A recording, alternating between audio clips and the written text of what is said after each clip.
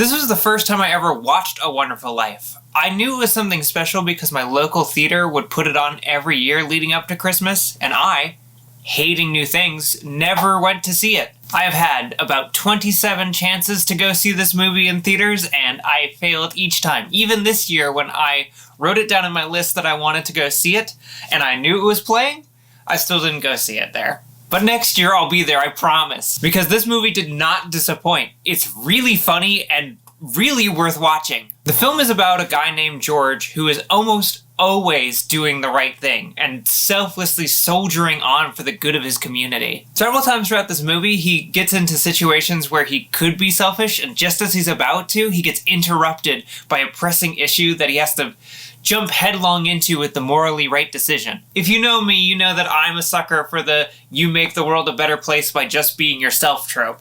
Obviously, George is making some very tangible change in his community, but he always does it without thinking. It's always just who he is. His brother falls into the water when he's young, and he jumps into the water to save him without hesitation and loses half of his hearing in the process. He wants to bone down with this girl and travel and go to college, but he puts all of that on hold when his father dies and he has to take care of his affairs. He stays at his father's bank because he realizes that if he were to leave, he would be dooming his community to an evil capitalist monopoly. He's about to go on his honeymoon when there's a run on his bank, so he goes and gives his own money that he was going to spend on his honeymoon back into the community.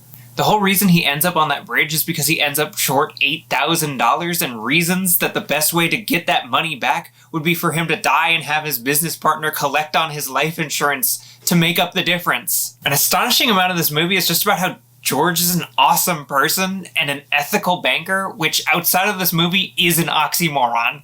Everyone likes him, and that's the whole point. But if you're like me and you've never seen this movie, I bet you think that a lot of this movie is about an angel trying to get his wings, showing George vignettes of his life if he never existed. But that is, and I'm not exaggerating here, 15 minutes of this 2 hour and 10 minute long movie.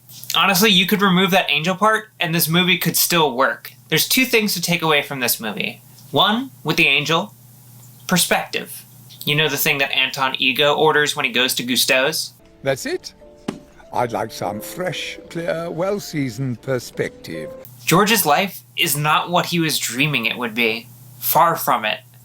But the life that he has, it's a wonderful life anyways. Sometimes life can feel pretty awful. But you are where you are right now because of all your past triumphs and heartbreaks. If you can think of one thing to be grateful for, your family, your friends, your partner, your cat, it is because of all the good things and all the bad things that have happened in your life that have led you to right here, right now, in this moment, feeling grateful. And if you're not feeling it right now, I promise you that one day you will. Just by being here, you've made a difference in this world. And I'll tell you this, the world is grateful for you. Which leads me to my other takeaway, the takeaway that doesn't need an angel in this movie. If you give to your community will give back. No man is an island. George has gone through his life, never asking anyone for anything, and always giving his all to others. But in the end, the whole town comes together to help George when he needs it the most. He didn't think to ask for help, but help will come. His wife sees him acting out as a call for help because he's a man in the 1940s, and she goes out and asks the town for help, and they all give it enthusiastically. You can ask for help. You there. You who gives everything to others and never leaves anything for themselves. Ask someone for help. They will. Just ask to be the small spoon, okay? We all know that you want to be the small spoon, but you're never going to be the small spoon unless you ask. Or whatever actually comes out when you think about looking at someone and saying, I need help. Give what you can, and you will always be able to take what you need.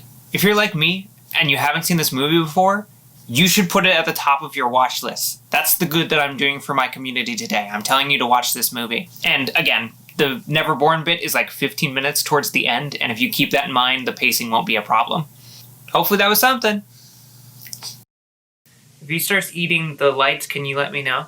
I should plug in my freaking mic.